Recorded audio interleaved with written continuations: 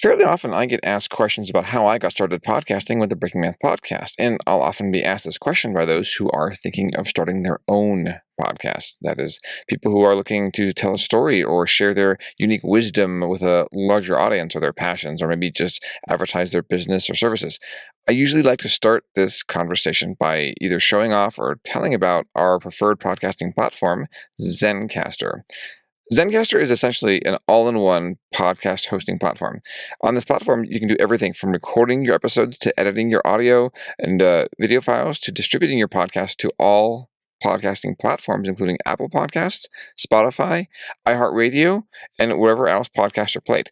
Now, there's more. When I first began podcasting, I used to get very nervous about how I would sound. I would sometimes stutter or have awkward pauses or other audio blemishes in my recordings. Now, Zencaster has a new suite of AI tools in their post-production process that make you sound really smooth. They automatically take out any of the ums or ahs in your recording. Also, they automatically take out any of the awkward pauses in your discussions.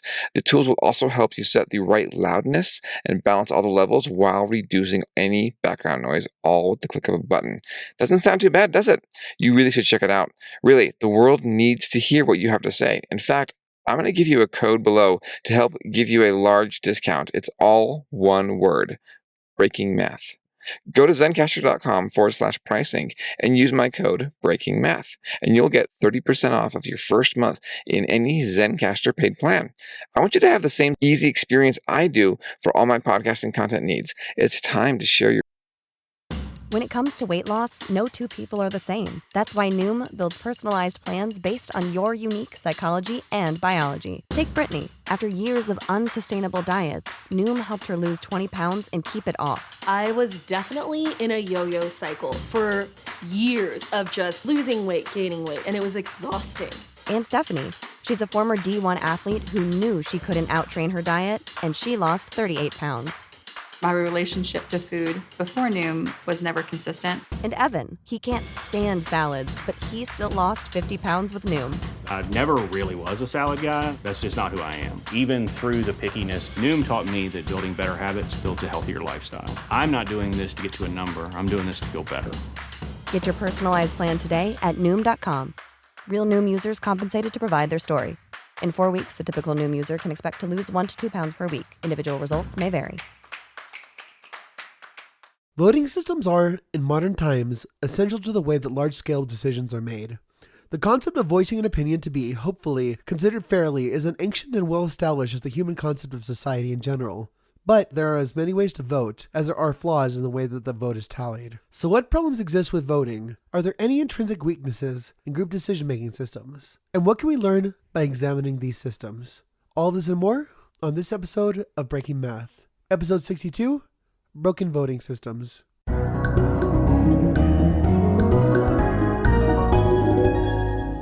I'm Sophia. And I'm Gabriel. And you're listening to Breaking Math. Before we begin our episode talking about the math behind voting systems, we're going to do a few plugs. First, tensors are the mathematical object used in Einstein's general theory of relativity, and now they're in poster form. We have a lovely 24-inch by 36-inch poster where we talk about tensors, and it's available on facebook.com/breakingmathpodcast. Just click on Shop. The posters are matte, full color, and make a perfect addition to any office. So for $15.15 plus $4.50 for shipping and handling, totaling $19.65, you can get this poster for you or someone you know. Check it out at facebook.com/breakingmathpodcast when you click on store and see if it's right for you. Also, we're on Patreon at patreon.com/breakingmath. You can go there if you want to support the show. Even a $1 donation, and I'm not kidding with this, makes a huge donation. We will send you a thank you message. With $1 or more, you can gain access to episodes slightly early and without ads. We also include the outlines that we use to produce the show. We really appreciate your patronage at patreon.com/breakingmath. Now, for news about the show, we're on Twitter at Breaking Math Pod. We are also on Facebook at facebook.com/breakingmathpodcast. And we also have an interactive website at breakingmathpodcast.app. And also, you can get in touch with us at breakingmathpodcast@gmail.com with questions, comments, suggestions, corrections, or anything else. All right, so what's our topic today? Today we are talking about, as the subject says, voting systems and the flaws in voting systems. And I'm excited to say today we are going to solve all politics and all problems in politics that have ever existed forever. Yep. We're going to do it with Oh, math. absolutely.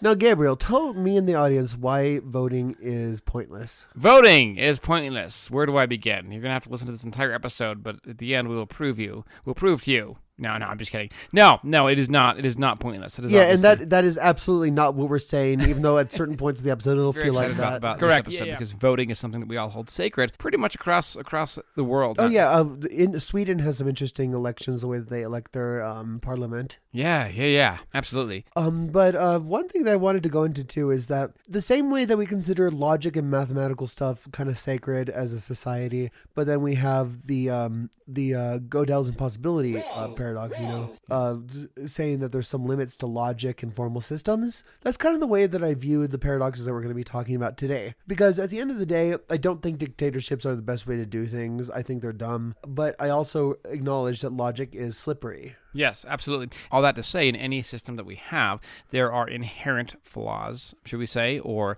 exploitable characteristics in those systems, and we hope to talk about a few of them today.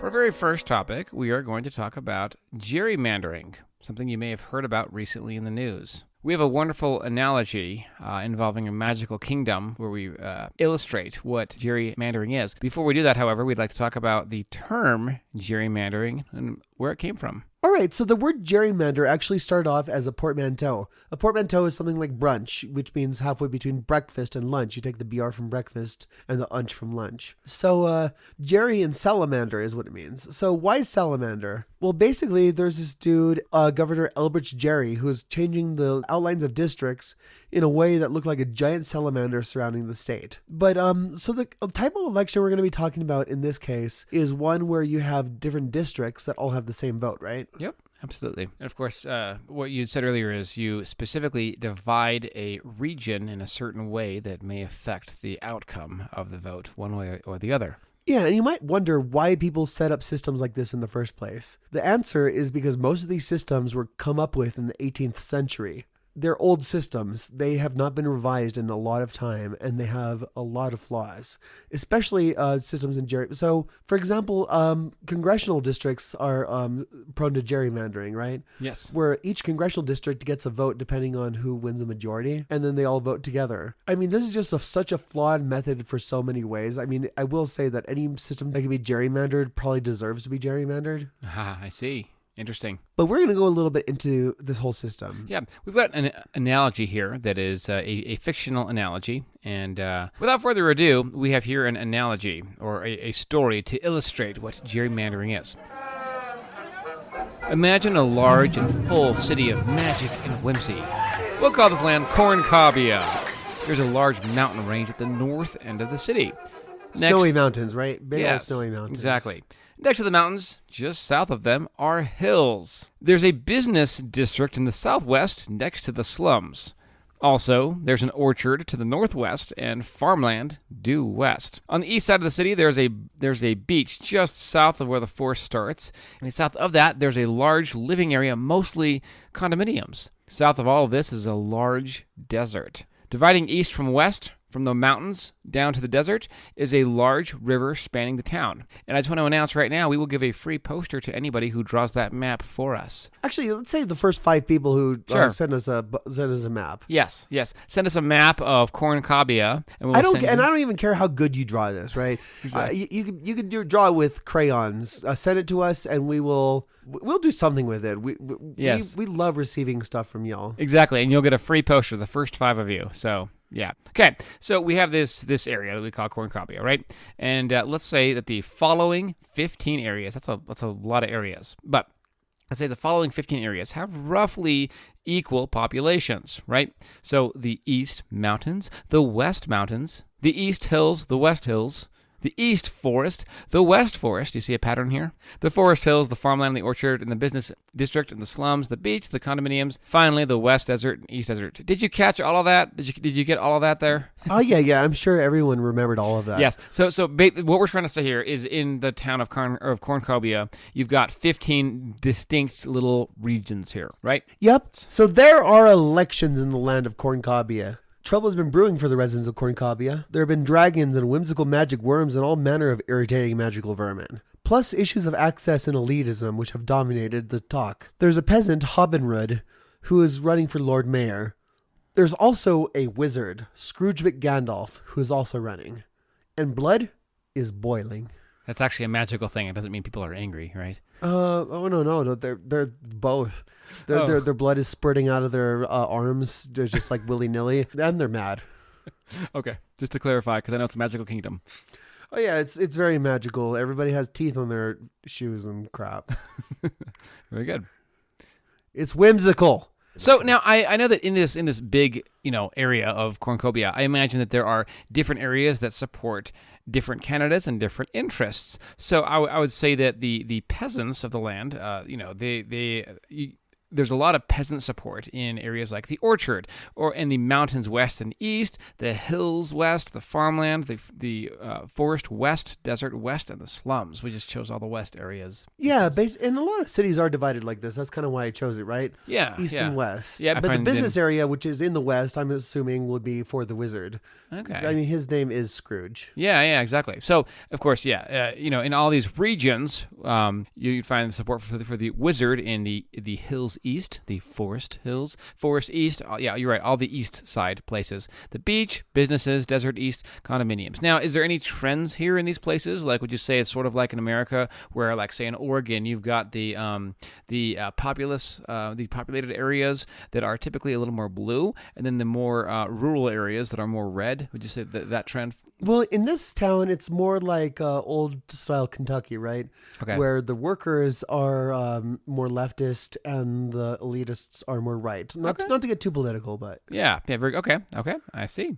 Yeah, there's a whole lot of ways of slicing up this cake here. Yeah, and what we see, basically, most of the support in the West, there are 8 districts in the West: the orchard, the mountains, east and west, the hills west, the farmland, the forest west, the desert west, and the slums, all with about equal populations. Yes. Support Hobbenrud, the peasant. Yes. Versus the wizard, Scrooge McGandalf, is supported by the forest hills, the forest east, the beach, the businesses, the desert east, and the condominiums. Yeah. So and also we will point out right now that if you just count the amount of people, more people support the peasant. That reminds us of elections in the United States, for example, when you have more people actually supporting one candidate, even though the way our system is set up, the Electoral College may elect somebody else. So that's happened a few times in our past. Oh, yeah. I mean, it hasn't happened forever, though. Not since 2016. And before that, not since the year 2000.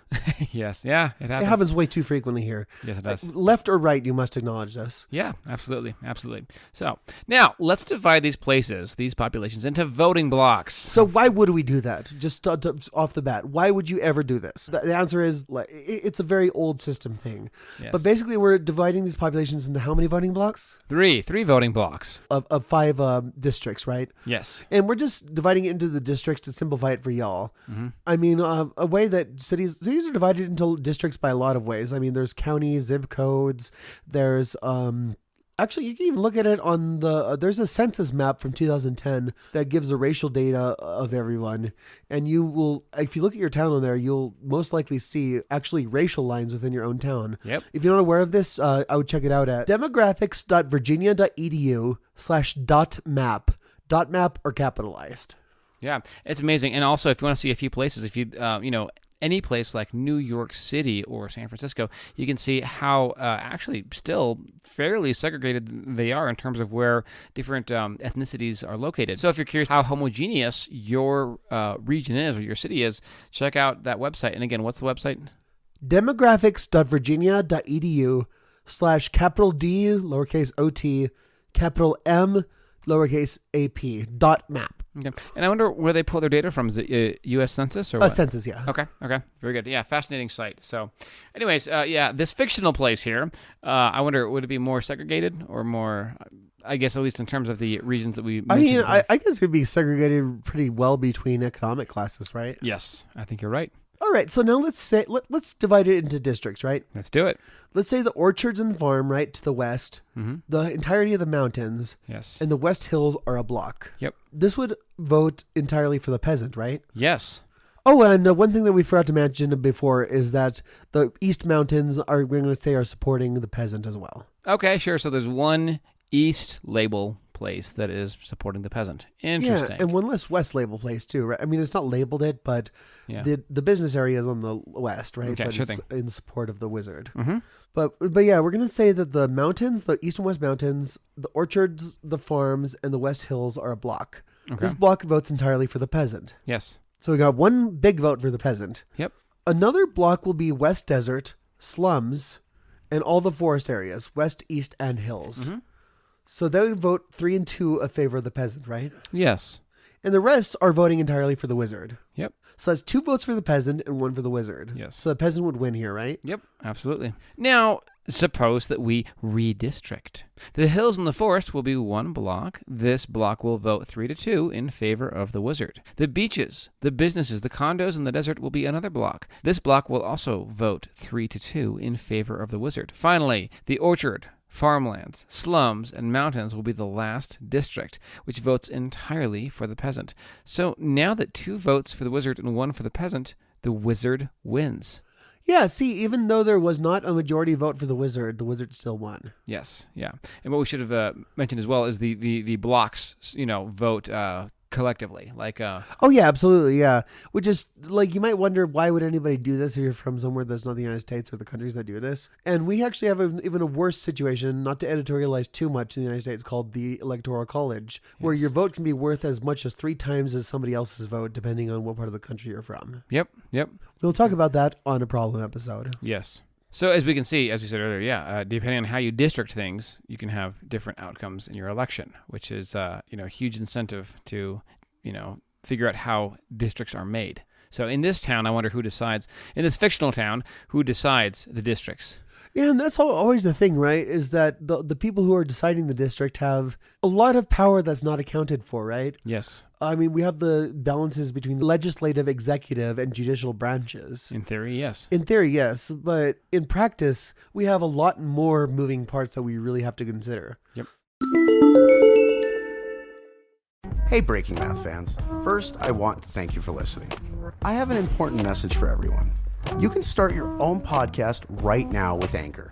Anchor lets you create and distribute your own podcast. Just get an idea, record, and upload. It's just that easy. Anyone can do it. I'm on my way to accomplishing my dream, and you can too. Just get on your device's app store and download Anchor. It contains everything you need to make a podcast. With Anchor, you can put your podcast on all the big platforms: Apple Podcast, Spotify, Google Podcast, Amazon, and more. Reach the whole world with Anchor. Best of all, Anchor is free. You have nothing to lose with a free platform. Download the Anchor app or go to anchor.fm to get started. There are other flaws in voting systems besides gerrymandering. For example, in what's called a ranked choice voting system, there is a flaw that emerges known as the Condorcet paradox. A ranked choice voting system is one in which all voters can indicate their preferences in order. Australia has a version of this, as does New Hampshire and many other places throughout the world. We came up with an example to illustrate a ranked choice voting system and how the Condorcet paradox may emerge. Imagine a place that has 3 candidates for mayor. Candidate 1, Aoki. Candidate 2, Bronson. And candidate 3, Chavez. Aoki is a candidate who wants wide, sweeping financial reform for local banks. No banks can take advantage of the common folk. Yes, very good. Bronson is a candidate who wants to repair infrastructure. We need to drive on bridges not made of rubble. Chavez is a candidate who wants to invest in small businesses. Save small business. Yeah. Wow, they all sound the same. They're clones. Don't tell their constituents. Okay, very good. But let's say that the voters, like let's say like 98% of them can be divided about equally into the following three groups. Voters in the first block would prefer Aoki to Bronson and then Bronson to Chavez. Since they prefer Aoki to Bronson, they probably want financial reform. They probably want financial reform more than infrastructure repair, right? Yes. And Bronson to Chavez means they want small business investment, less than infrastructure repair. Yep. So we can imagine that this person, typical of this group, doesn't care much for or about small businesses, sees a need for infrastructure repair, but would benefit the most from financial reform of banks. A person typical of this group might be someone who works as a server at a restaurant who has had a bad time with their bank. Suppose that voting block 2 prefers Bronson to Chavez and Chavez to Aoki. This voting block's main interest is infrastructure. They also have an interest in small business, but have no interest in financial reform. Suppose that a person in this block would be, say, a driver who works for a small business and has had no issues with the bank. And finally, the voting group 3 that we're considering prefers Chavez to Aoki and Aoki to Bronson. This person's main focus is small business. Mm-hmm. They also want financial reform of local banks, but don't care as much about infrastructure. We could assume that this person is let's say a person typical of this group to discuss later is a florist, right? Mm-hmm. Who has... At Grand Canyon University, we believe in equal opportunity, and the American dream starts with purpose. Whether your pursuit involves a bachelor's, master's, or doctoral degree, GCU's learning environments are designed for supportive networking and collaboration. With over 330 academic programs, GCU provides a path to help you fulfill your dreams. The pursuit to serve others is yours. Find your purpose at GCU. Private, Christian, affordable. Visit gcu.edu. Get everything for your next project today at Menards and save big money. Right now, all stock outlets with USB ports are on sale. Ditch the need for bulky USB adapters. Upgrade your home with features like ultra-fast charging, allowing you to charge your smart devices up to 40% faster than standard USB outlets. Also, view our weekly flyer on Menards.com and check out all the great deals happening this week. Save big money at Menards. Their own small business who has struggled with their business. Yes. Yeah. Now, so imagine that these three groups of voters cast their ranked votes. Now, let's see who prefers what. We can see that both the florist group, the third group that we talked about, and the servers group prefer Aoki to Bronson. That is because they prefer financial reform to investment in infrastructure. We can also see that both the servers group and the drivers group prefer Bronson to Chavez. That is to say, they prefer infrastructure to small business. So we know these two things, right? Yes. That the majority of the group prefers Aoki to Bronson, and the majority of the group prefers Bronson to Chavez. Yes. So we might conclude from just this data alone that the three groups in general prefer Aoki to Bronson and Bronson to Chavez, right? Yes. So we can think at this point that we might be able to rank them Aoki, Bronson, Chavez. Yes. However, there are also 2 times as many people who prefer Chavez to Aoki. The florists and the drivers, that is, those who prefer investment in small businesses versus those who prefer bank reform, as those who do not. Therefore, the voting preferences are cyclical. Yeah, because most people want Aoki more than Bronson. Most people want Bronson more than Chavez, and most people want Chavez more than Aoki. Yes, absolutely. So again, this is what is called the Condorcet paradox. So how likely is it? You might think this might not happen. Yes. One estimate based on something called the impartial cultural model estimates that the preferences are distributed evenly amongst the candidates 8.77% of the time for 3 candidates. Yeah, that's to say that 8.77% of the time, about 1 time in 12, you'll have an election that has a cyclical kind of preference. Yes. Which might seem like a problem, right? Because it means that there's no way of respecting everybody's rankings. Yes. Yeah, absolutely. Yeah, and actually I was curious if in your research, if you came across any solutions for these kind of paradoxes that come up. Honestly, these paradoxes, as we'll see in the next couple sections, are sort of intrinsic to the way that we do decision making. Interesting. Fascinating. So the point of this section is that even in ranked elections, there is sometimes no way to come up with a general order. This is almost, as you said earlier, similar to Gödel's incompleteness theorem, or any theorem that talks about the limits of our knowledge. Yeah, absolutely, or the limits of that are possible with mathematics and with human knowledge. So I don't mean to be too cynical here, but that's just, that's part of voting and part of human behavior. Also, yeah, because we kind of are a part of this larger organism than ourselves. And I don't think it's really that surprising that we have to give up maybe we can even consider it as some individuality when we're making group decisions. Yep, absolutely. Because if we had absolute individuality, then everyone's things would be respected. But I mean, we learn as children, right, that you can't always have a group decision that makes everyone happy. Yep, pretty much. Yeah, and in fact, there's even a saying that I think is often attributed to Churchill, and that saying is that, is it democracy is the worst of all forms of government, except for all the other ones? Oh, yeah, something like that. Yeah, something like that. So, yeah, it's hard for everyone to get what they want. There's also some sort of song from, I think, the 70s, but you can't always get what you want. You can't always get what you want. This is it. You can't always get what you want by the Rolling Stones.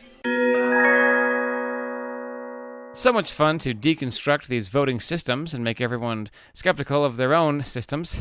Let's talk about one more paradox while we're at it. Arrow's impossibility theorem. So this shows that even ranked voting systems, no matter what, will have limitations. Sure, absolutely. So first, let's talk about we need some background to talk about Arrow's impossibility theorem.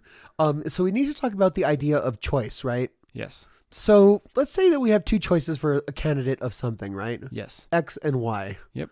We could either say three things at any given time, right? Yes. We could say X is preferred to Y, right? Yep. We could say Y is preferred to X. Yes. But we can also say that X is indifferent to Y. Yeah, to boil it down mathematically, those are the only things that you can have when you have two choices in front of you. Yeah, and so Arrow, Kenneth Arrow, in the 1950s came up with a few axioms, right? Mm-hmm. So he defined two relations, P and R, on decisions. Okay. So XRY means X is preferred to or at least indifferent to Y. Mm-hmm. So for any two, all X and Y, XRY or YRX, right? Yes. Because either X is preferred to or indifferent to Y, or Y is preferred to or indifferent to X. Okay. That doesn't strike me as bad, right? Not yet, no. So axiom 2, for all X, Y, and Z, X is preferred to or indifferent to Y, and Y is preferred to or indifferent to Z, means X is preferred to or indifferent to Z. Okay. So let's say X is preferred to Y and Y is indifferent to Z, right? Yes. Then X would be indifferent to Z. Yes. So it makes, like, if you do it with any combination of these things, then it'll make sense. Okay.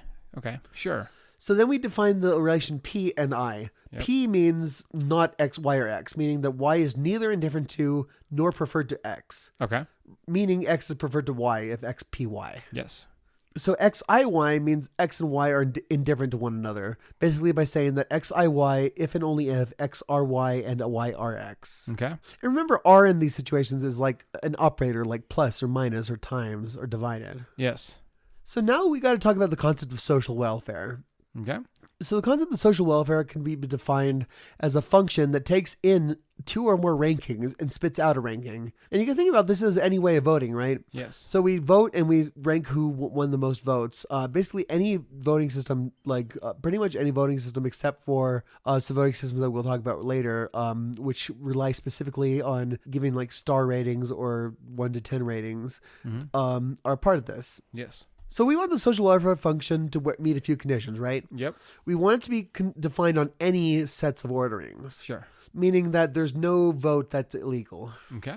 If for an individual, X rises in their ordering and X is preferred to Y with respect to the social ordering before X rises. So that what that means is, let's say we have a certain vote that'll get X more than Y, right? Or Y more than X. Yes. X preferred to Y or Y preferred to X. Yep.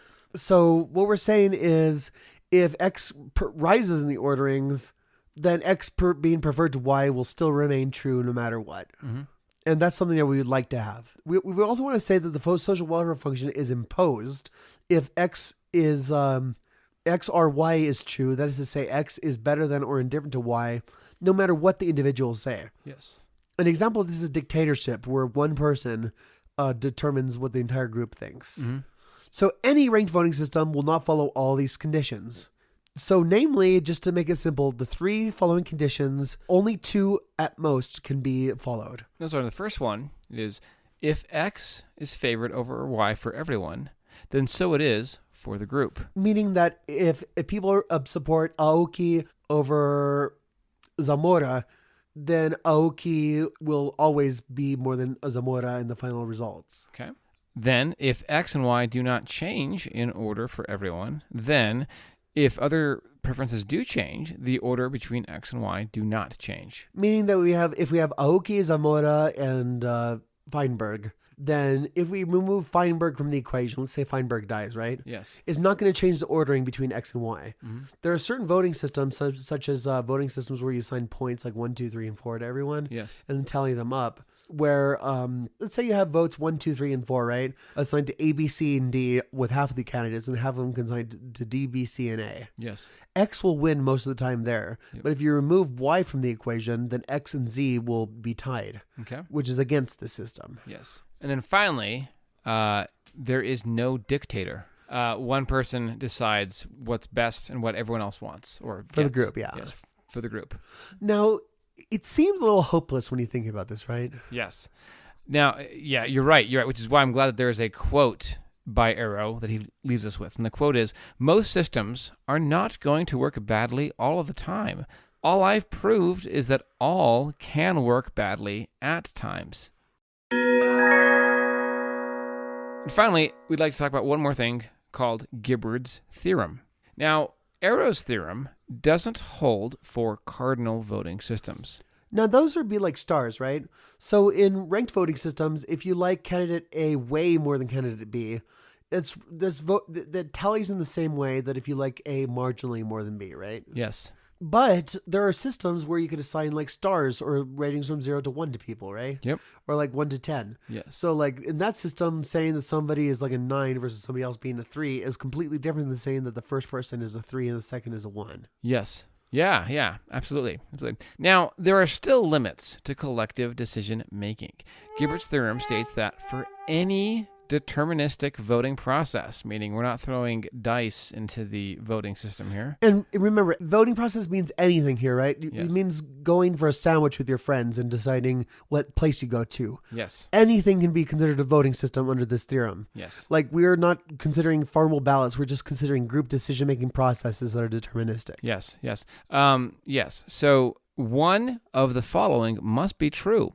First, the choice in the process is restricted to 2 outcomes. So that means that we only have 2 choices. Let's say we have Sbarro's versus McDonald's. Yes. Secondly, the process is dictatorial, meaning that one agent influences the outcome. Yeah, which would suck. It kind of defeats the purpose of voting, right? Yes, perhaps it does. So maybe it's the leader of the pack who's the most charismatic, or if there's consequences for going against what the leader wants. Third, the process is subject to strategic voting. That is, strategic voting is voting to stop an undesirable outcome. And this happens a lot in the United States, right? Yep. A lot of people support third candidates. Yes. But will vote for the main 2 candidates because they consider voting for the third party candidate throwing their vote away. Yes, absolutely. Which is something that ranked choice voting systems can actually help with. Yes, yeah, absolutely. So, and again, once you've got ranked choice voting systems, you've got other problems as well. So, implications. Essentially, the world and systems in the world are not perfect. No, yeah, and we have to think about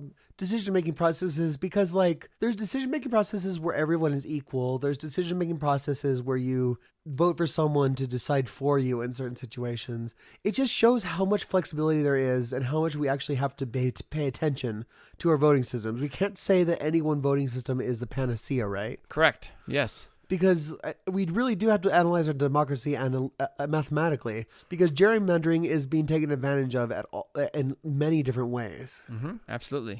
Yeah. So no matter what, there's ways of slicing the cake, to take advantage of certain things and be unfair. And speaking of slicing the cake, that kind of reminds me of something. So let's say I have a big cake, right? Yes. And I say I have one other person I'm splitting it with. Yes. A really fair way to split it would be to have one person divide the slice or the cake into 2 pieces. Yes. And have the other person choose which slice they want, right? Yes. I like that. But if you have 3 people, how do you do that? Ooh, great question. How do you do it? There's no way. It's impossible. Okay. There's no fair system that works on the first try with this. Okay. Interesting. Just draw straws, right? Well, not even draw straws, but it's like one of those things where you will always have flaws. It reminds me of the 2-body system, right, versus the 3-body system in astrophysics. Yes, absolutely. Do you want to talk about that real quick? Oh, absolutely. Yes. So the 2-body system, we know with mathematical precision, perfect precision, where orbits where 2 planets will move, assuming that we know their masses and the distance between them, and the additional relative velocity. Yes, and their relative velocity, assuming that they are an isolated system. But once you throw a third body into the equation, it's chaos. You no longer have perfect predictability. Yeah, in fact, I think past it's something like 10 to the 15th years or some huge number of years. Yes. We don't know the fate of the solar system, right? Yes, that's correct. Yeah, for example, in 3.3 billion years, there's a 1 in 100 chance that Jupiter's gravity can make Mercury's orbit so it's eccentric that it collides with Venus. Wow. Goodness. So just like there's a lot of things that could happen. Yeah, absolutely. So it's an imperfect world. So goodness, I guess with that, where do we go from here? Like how would we advise a society in the future how they do things? Look at how you already do things, right? Yes. Look at how your society, your culture makes decisions, and maybe base it on that. Because a voting system is like any other system, right? Yes. It's subject to flaws, and we have to recognize the flaws. And also, I would say we should make systems as flexible as possible sometimes, right? Yes. To have a certain amount of flexibility. And also, we need to recognize that we cannot make perfect systems on the first try. We're not some kind of god, right? Correct. Yes. I'm kind of reminded of the way Douglas Adams writes in his book. What was the book? Hitchhikers? Yes, in Hitchhiker's Guide to the Galaxy, where you have the improbability drive. Oh, yeah, the infinite improbability drive. Yes. Which is generated. It was created because the infinite improbability drive was determined to have a finite improbability in the books. And so they used the finite improbability drive to create the infinite improbability drive by figuring out how improbable the infinite improbability drive was and inputting that value into the finite improbability. Oh, wow. Okay. Which is, it's just a bunch of sci-fi fun. But honestly, you kind of have to get into that weird mindset to really talk about voting systems. Yeah, and in order to figure out, I don't know, it'd be interesting to apply that to a voting system. Voting systems have many difficulties. These arise not from how much effort was put into the voting systems, but, in the existential sense, as a result of how voting systems work. Voting systems are a way of formalizing the way that decisions are made, but, like all deterministic systems, have a way of trending towards intrinsic but meaningful limits. All this to say, we need to be mindful not only when we vote, but when we decide how to count votes. I'm Sophia. And I'm Gabriel. And you've been listening to Breaking Math. All right, so poster, you could get that at facebook.com/breakingmath podcast. Also, please send us a picture of cornucopia. I don't care how rough it is. It would be fun, and you get a free poster, right? Absolutely. And without further ado, or I don't know, I guess that's a wrap.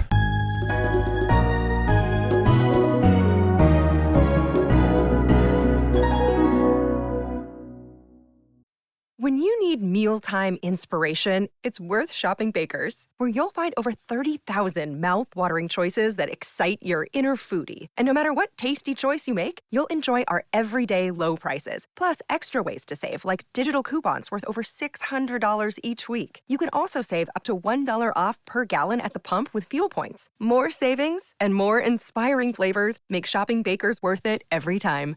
Baker's, fresh for everyone. Fuel restrictions apply. What makes for a great vacation? Depends on who you ask. Are you looking to get away or bring everyone together?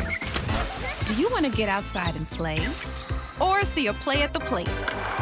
Fortunately, however you operate, I'm the destination you've been looking for. The name's Missouri, but you can call me Mo. And I have just one question. What's your MO? Come see me at visitmo.com.